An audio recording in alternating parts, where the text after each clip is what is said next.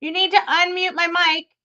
Welcome to Grab Your Keys. I was muted for 1 second, but I'm not anymore. So super excited to have everyone with us today. And I just wanted to remind everyone as we are sharing these keys to success, we really want you to share, like, and review what you thought of our podcast. Because if we keep it a secret, we can't be sharing all those keys to success with everyone. I am super excited to have Michele Herrera with me today. Michele is a great friend of mine, a peer in the mortgage industry with me. And I just wanted to say, Michele, thank you so much for joining us. You are joining us from sunny California, right? I am, Sue. Yes. Thank you for having me. I'm super excited. Well, you have so much to share, and I've learned so much from you over the years of talking to you and learning your techniques and your processes. And why don't you tell everybody how you got into this mortgage business? Okay. Well, I got into this mortgage business July of 1988, the same month that I got married. My Wow. sister, I had worked at a local bank in town, and my sister and I worked together at a bank. And then she left the bank to go work for a mortgage broker in town. And she's 6 years older than me. And she was there probably about 6 months. And she's like, Michele, you need to come work for this company. You'd be really good at it. You'd be a great processor. And that's kind of how it all started. So you really started on the inside as a processor. How did you transition from being a processor to a loan officer? And how many years of experience did you have when that happened? That's a really good question. So remember, I got married and started a career at the same. Well, to me, it was more of a job. I didn't think it was going to be my career. And so I would say I started the job in 1988, got married, and I was a processor / LOA, the whole works, because in the mortgage world, it's different, for 26 years. So I did it for a top producer at the company that I was working with while I raised my children. And to me, that was my number one job. Right. So it gave me the flexibility. Because how many children do you have? I have 3. Yeah. So it gave me the flexibility to be a mom, to, be engaged with their school, and just to kind of get the work done. And in so there would be times where I would leave the office to go take them on a field trip or their sports game, go home, make dinner, and come back to work and work till midnight. Because as long as you got the work done, you had the freedom to do whatever you needed to do. So I did that for about 26 years. And then once my kids went off to college, it was like, okay, now what do I want to do in my career? So that was the next step. And then that's when I took the leap of becoming a loan officer. Which is, in fact, a leap, and it is a leap of faith, and it's way more difficult than someone as tenured as you makes it look like. So when you first started to decide to be an originator on your own, what do you think allowed you to have success?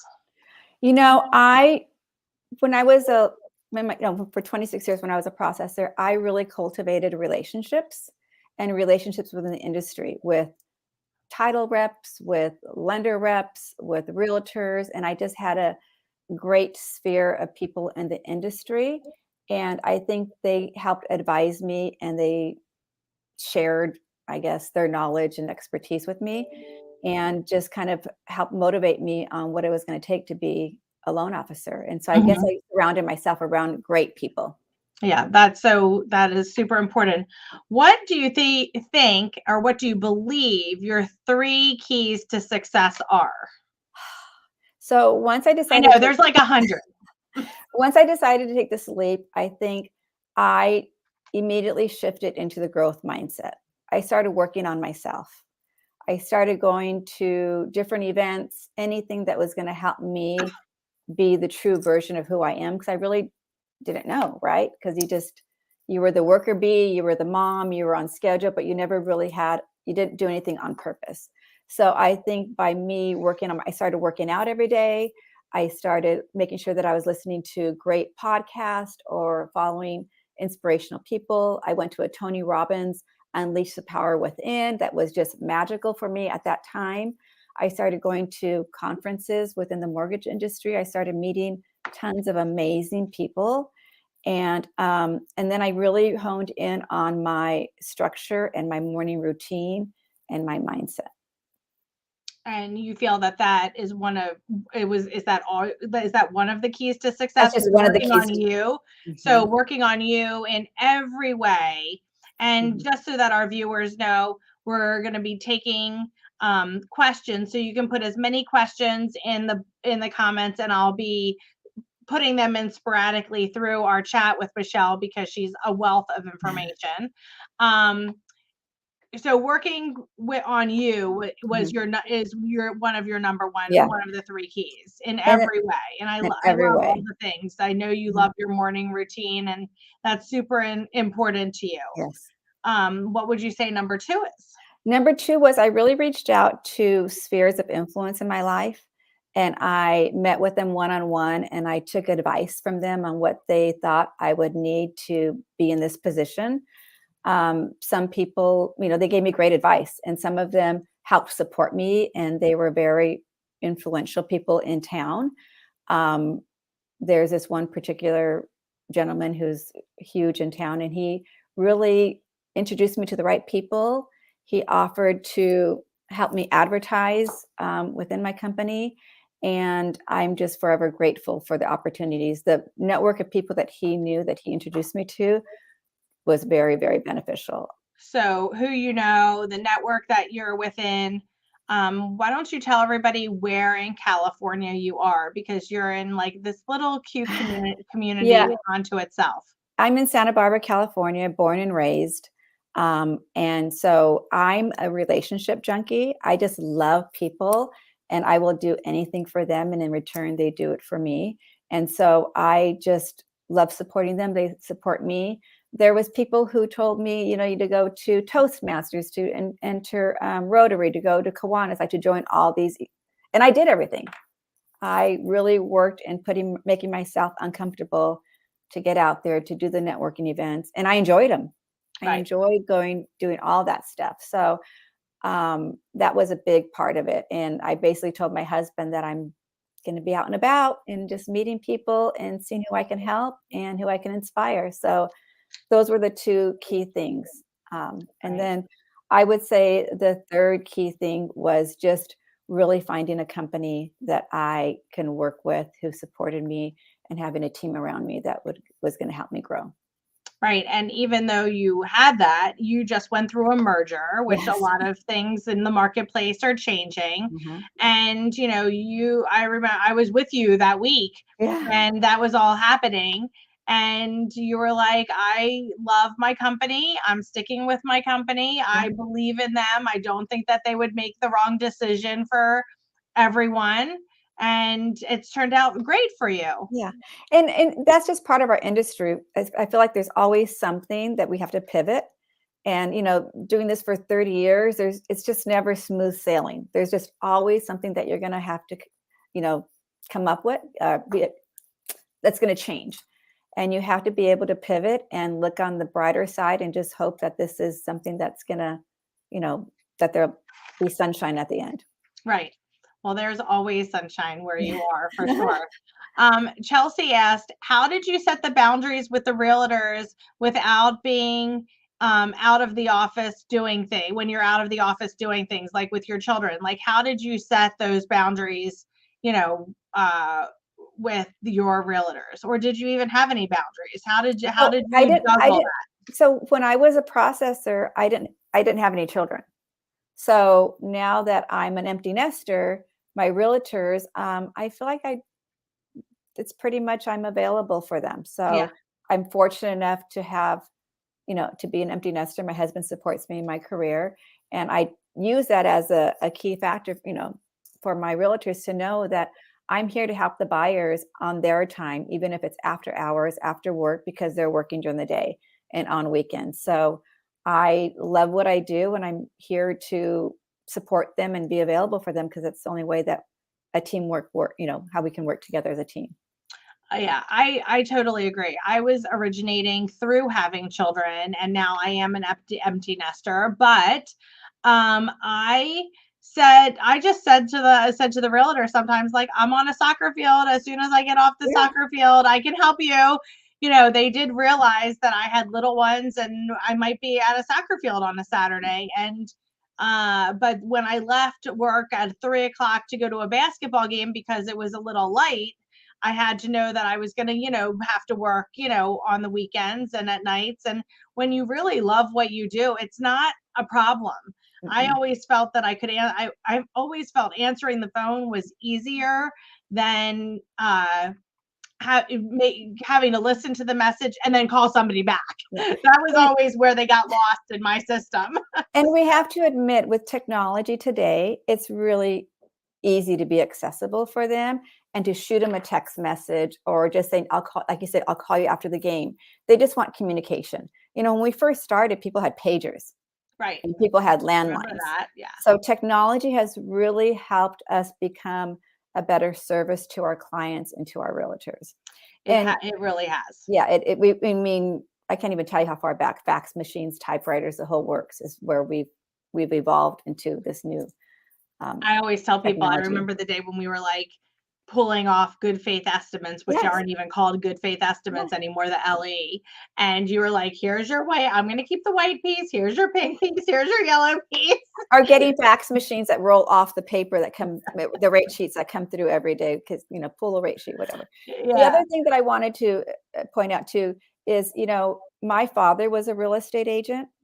And so the reason why I am available to my clients and to the realtors is because I know how hard it is for them, not how hard, how important it is for them to know that their escrow is going Safe. smoothly. Because whenever my father would come home and he had an escrow and it was going great, all of us 6 kids were happy. When something fell out, it was tough. So I'm there to support them to make sure that that doesn't happen because, they're supporting a family just like we are. So it's very close to home for me for That the is. realtors.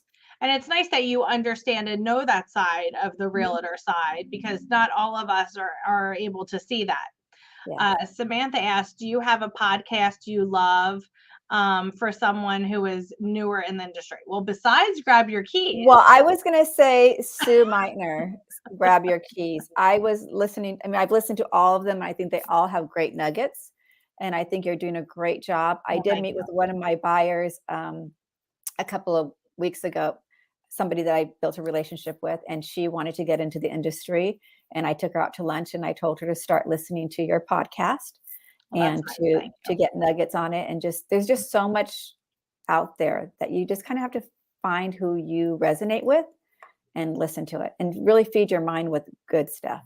Yeah, one of the reasons that I decided to do this podcast was I didn't think that there's podcasts out there, but I just felt that none of them really resonated with me. And I wanted to really share how Mhm. many fantastic leaders and other mortgage people in the mortgage industry that I get to communicate with all the time and share that with everybody. As I get choked up a little bit. So Remy asked, with California being one of the most competitive markets right now, what's the number one thing that made you stand out to referral partners besides your sunshine outlook on everything? I think it's the way that I connect with the buyers. Um, you know, I do most of the communication with the buyers. My team doesn't. When they'll do some of the stuff, but mostly it's me. And I feel like having a real estate mental background with my father being a realtor and having bought and sold homes, being in Santa Barbara, I really have a lot of stories to share with buyers to really give them the confidence, inspiration to move forward in a transaction or be inspired and connect with them. And I think the realtors find that very valuable um, for the people who I work with. And I love when people share. It's so important for those buyers to, especially first time home buyers, to know that you went through this too and that you empathize with them and you understand that, you know, $50 is, a pizza and a 6-pack of beer for them, Yes. in their 20s. And that is important to them, the difference of that $60 if interest rates go up or if they buy a house $10,000 higher. That does make a big difference, especially in the marketplace that you are. You're not talking about $10,000. You're talking about hundreds of thousands of dollars. And the feedback that I get from my buyers, I mean, I got, there's just so much, how would I say, there's other competitors out there who have a different style. And I think the realtors have to really know their buyers, and really, it's like almost a dating game. You have to match them with the right loan officer who's really going to feed into them the right way or speak their Right. language. And as a loan officer, you're asking them all those difficult questions. So as a loan officer, you need to be able pretty much right off the bat to understand how you're going to be dealing with them. Are you sending them a link to your website, or are Yes. are you going to take them handhold them through the process? And we have to make that quick decision sometimes. So one of our viewers say, I struggle with creating the right morning routine for me. Do you have any recommendations? Oh, you're such a perfect person to ask this to. Go to bed early and wake up early. My husband's been a morning person our whole married life, and I just started this like maybe 10 years ago. But I wake up in the 5 o'clock hour, depending when my workout is. Like, for instance, today I woke up at 5 and I went to work out at 5:30. But my morning, I guess, how do I say it? I value my morning routine. Like, it's super It's a special to treasure. me. It's a treasure because it's the only time, especially in this industry, that nobody needs me.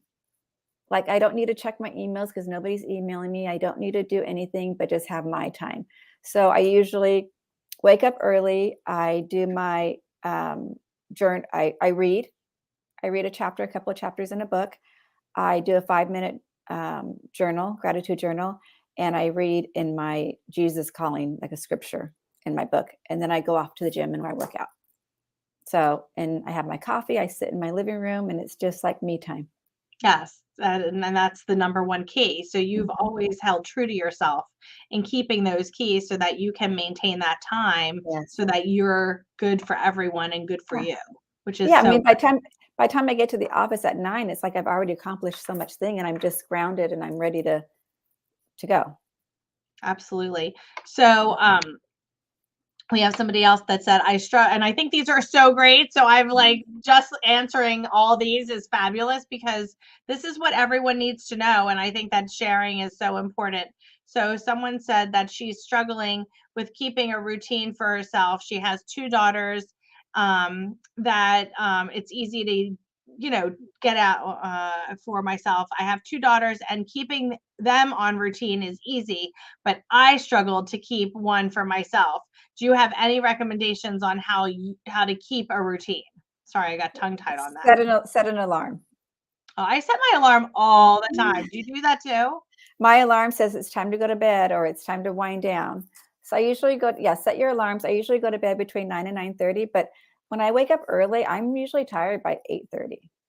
So my husband and I will sit on the couch or we'll do whatever, watch TV or just relax, and then we'll get up and go to bed. So, and it's really important to get a solid sleep.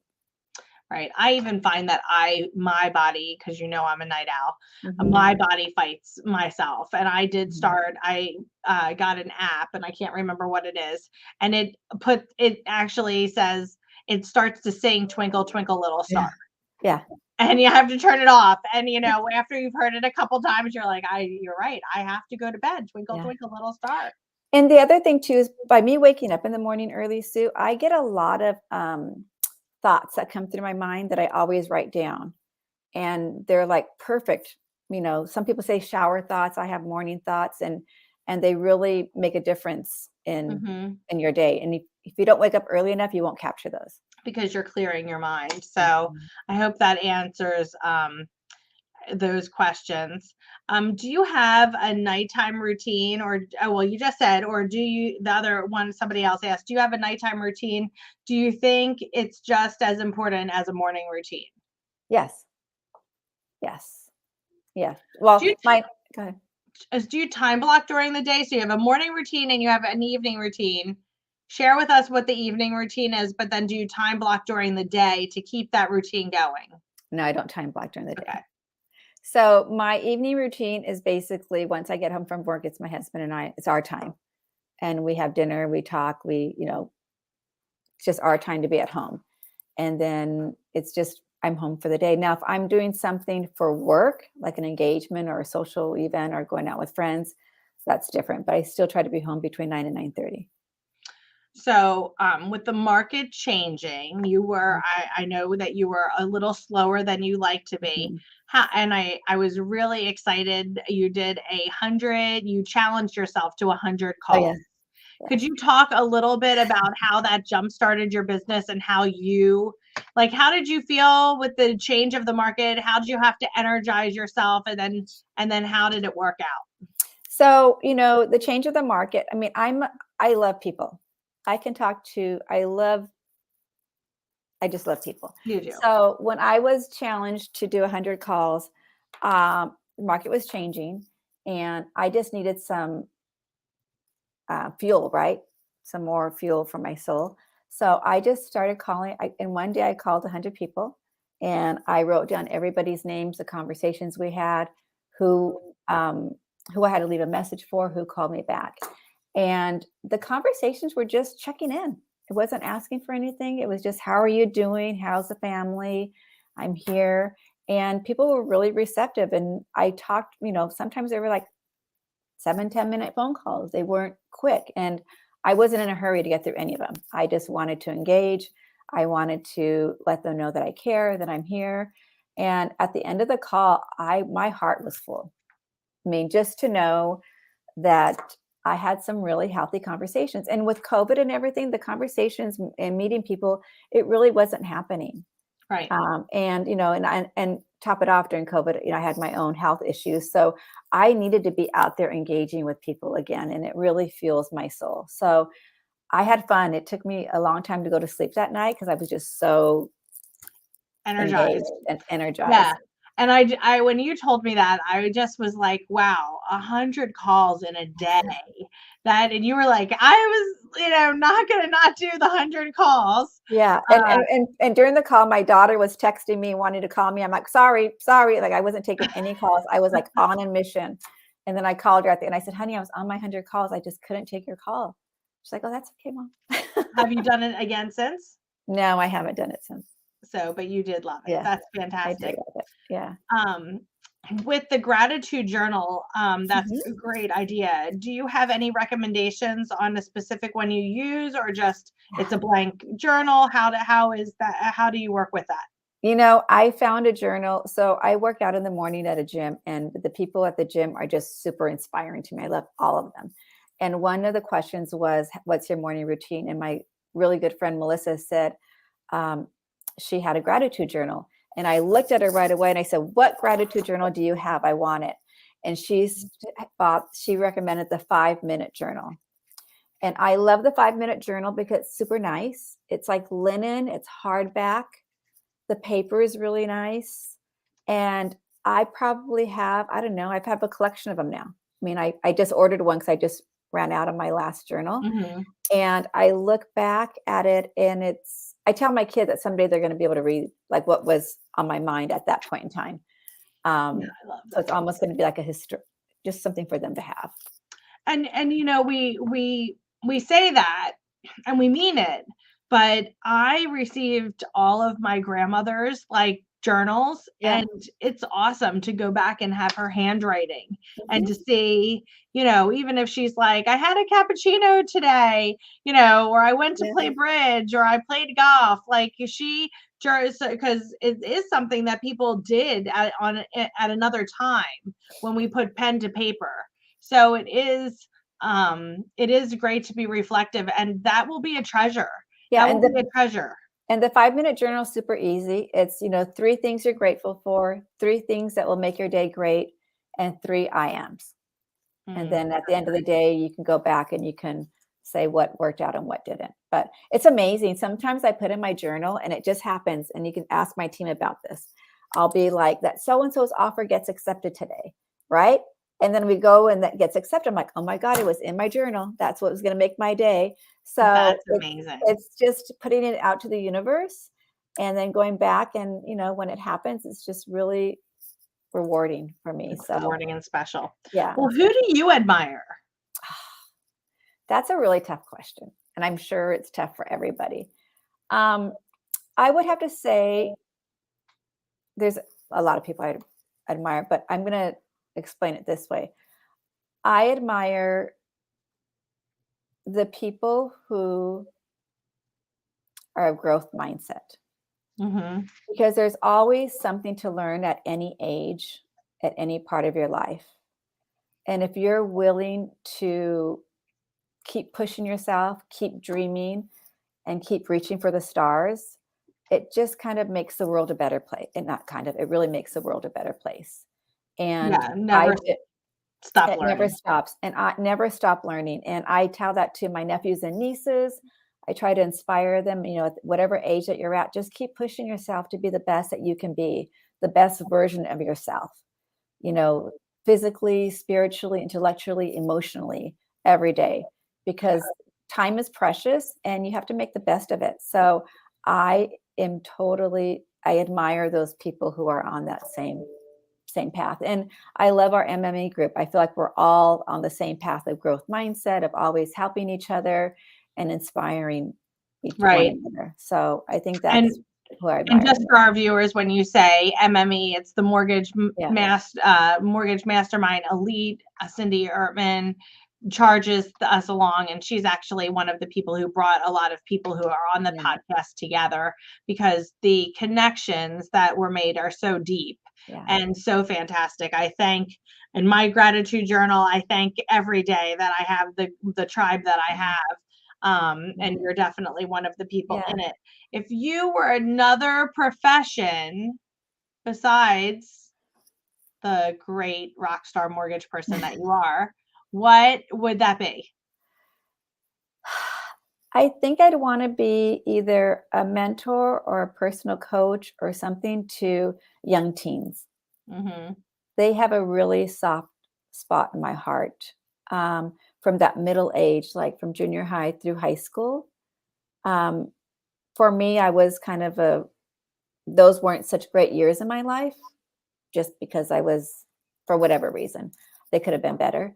And I felt like if I had a better mentor, it would have made my life a little bit different. And I know that whenever I get an ear of somebody close to me who's in that age group, I just feed into them. You can do anything, keep pushing, go to school, get an education. Sky's the limit. Whatever you do in life, do something you love, be passionate about it. When we were growing up, we just decided that my father just told us to work hard and to work.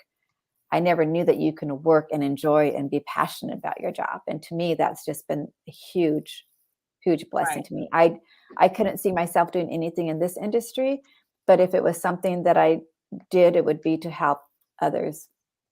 Right.